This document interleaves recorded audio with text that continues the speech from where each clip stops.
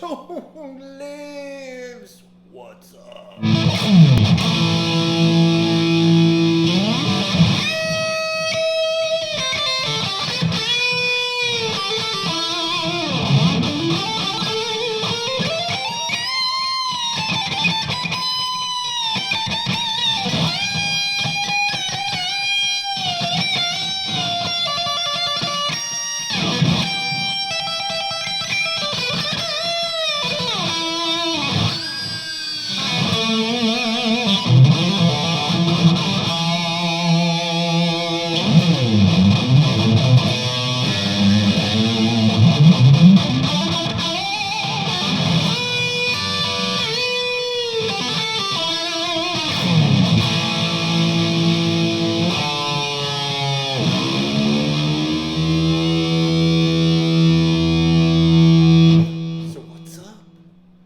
Hey, I wanted to come back with this rig, and here's why. Been playing this rig for 2 weeks now. 2 weeks, 2 full weeks, and I haven't hated it yet, which usually happens with me in Tone after just a short period of time. So I wanted to walk through a couple of things that I've learned about this rig, and it's a really super cool rig. And if you haven't seen the video before, real quick, it's a Kemper amp through a PV5050 power amp with a couple of RCA black plates in 12AX7 position and 12AT7s in phase inverter positions, running through a sonic maximizer. That's it. The whole rig is that, and that right there. Now, you could get away without having the sonic maximizer, but I kind of like it for the bottom end because the EL34s, excuse me, I did it again. The EL84 power tubes that are in here don't really give a big bottom end, and I kind of like a big bottom end, you know what I mean? Anyways, so I wanted to roll through a couple tones here and give you guys, girls, I got some emails from girls that they're like, yeah, we are here, and so I got you, you're here, I got it, I get it, I get it, I get it! So this rig is really cool, and let me tell you one of the things that this rig does that's just so cool that I can't describe. Hopefully I can do my best, but it sounds like tubes even though I'm going through the Kemper, and I know Rob Chapman would blow me up if I told him it really does sound like tubes. But Rob, I love you. It sounds like tubes. It really does. It has that roll off that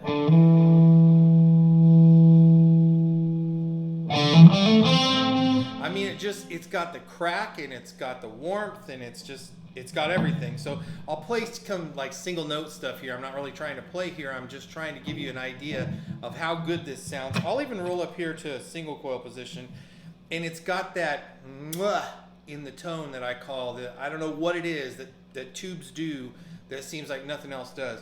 But let me show you.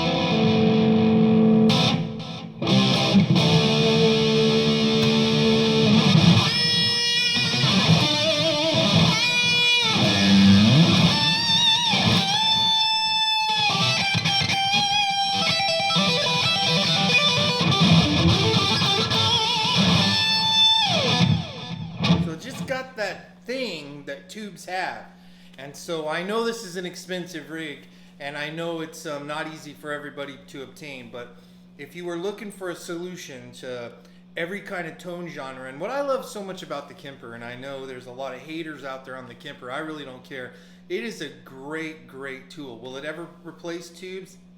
I don't think so. The only reason I say I don't think so is it can sound as good as a lot of, good amplifiers. And we'll roll through a couple of tones here.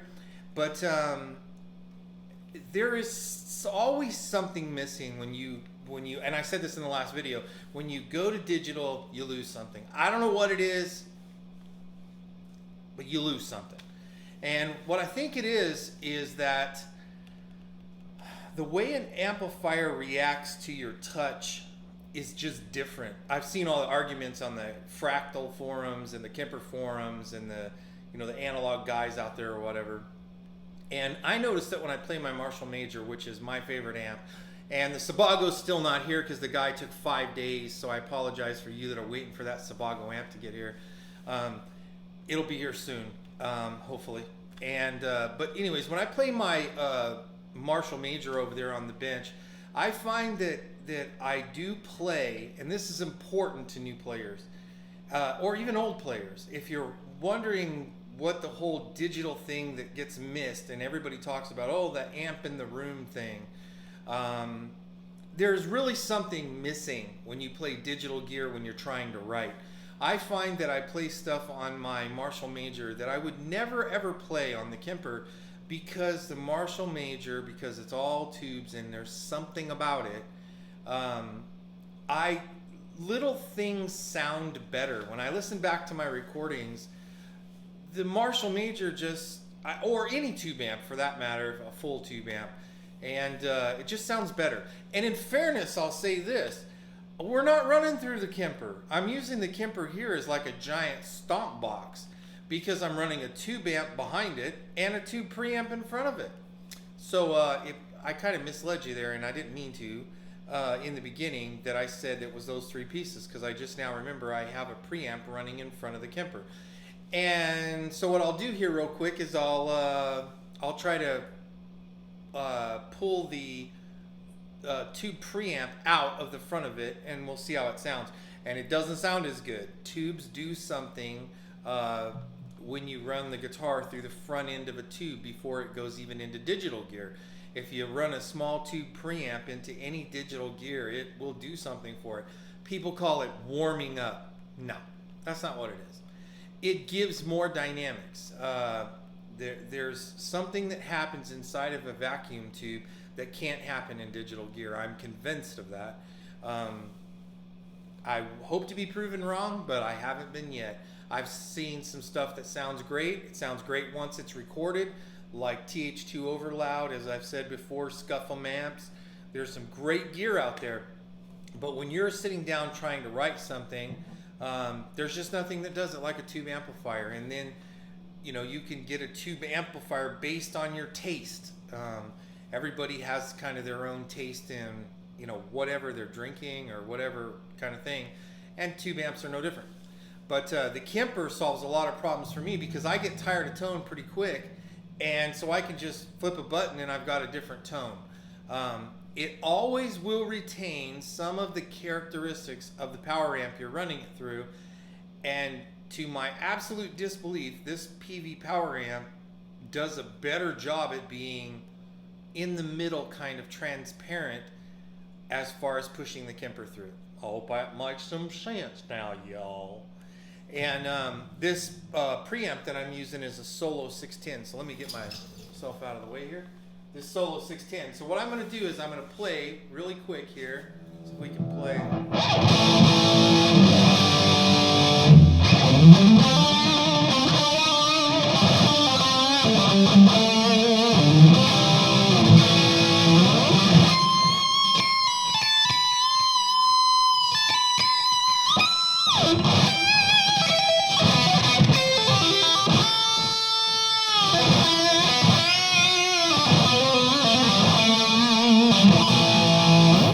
So I'll just unplug the Solo 610.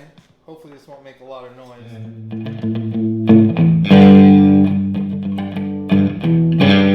Sounds pretty good. Sounds pretty good. I'll put a little delay on there, because I like a little delay. A little bit of reverb. So.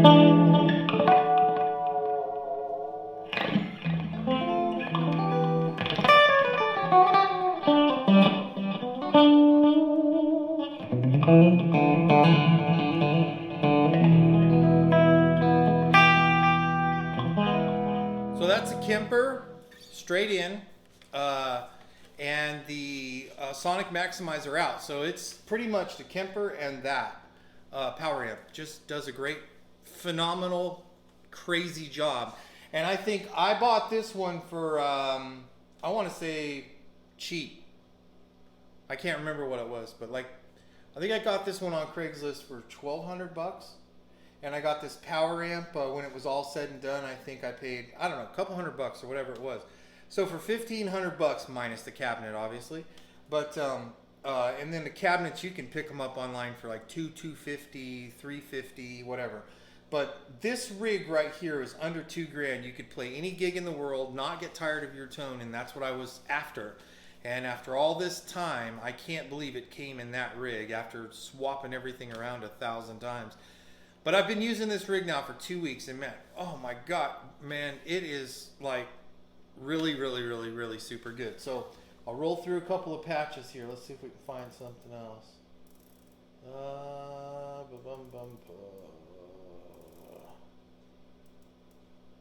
Let's see. How about... I have no idea what this is. So hopefully it won't...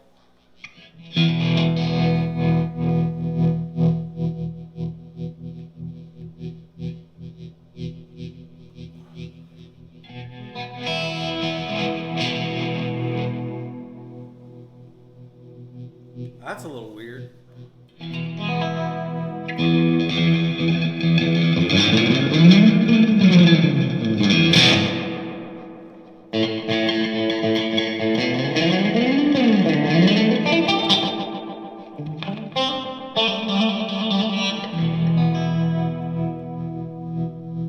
Pretty convincing.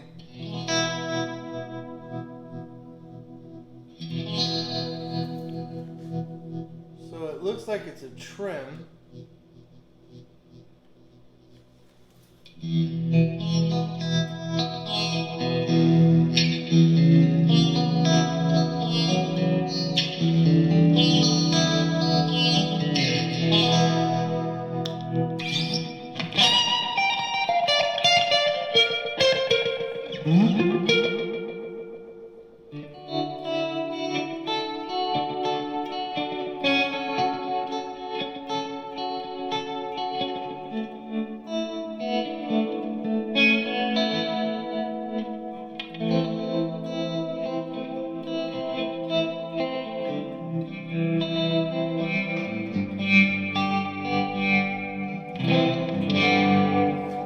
Weird. I don't know. Sounds kind of cool. I'll exit out of there and I'll see if we can find something else. Now, some of these, I guess you call them patches, but I call them profiles. A lot of guys call them profiles, so...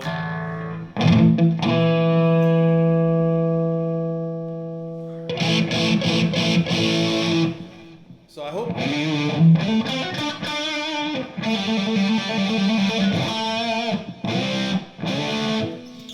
So turning the noise gate all the way off like that, what that does is it helps you pick up some love under your fingers.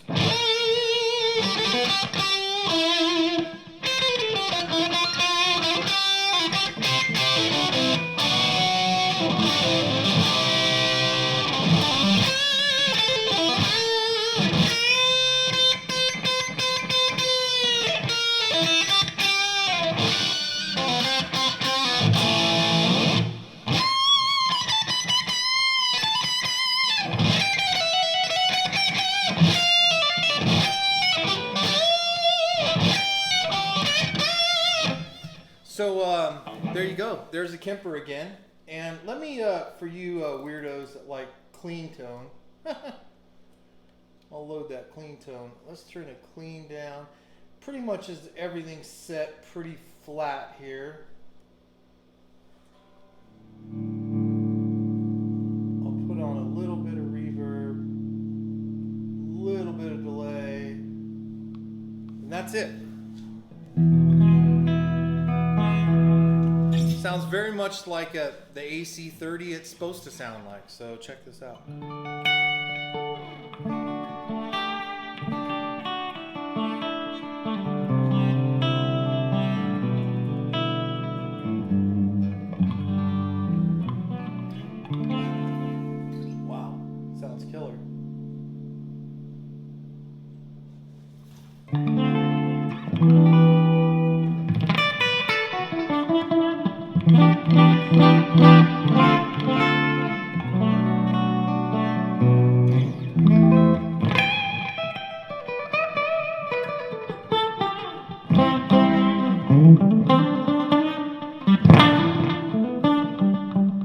So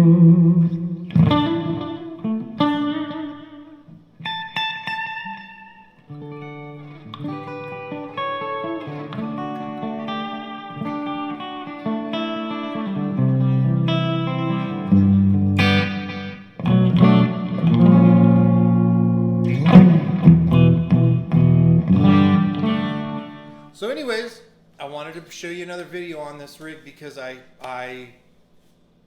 love it. It takes a lot for you rock to say he loves a rig and he doesn't get tired of it.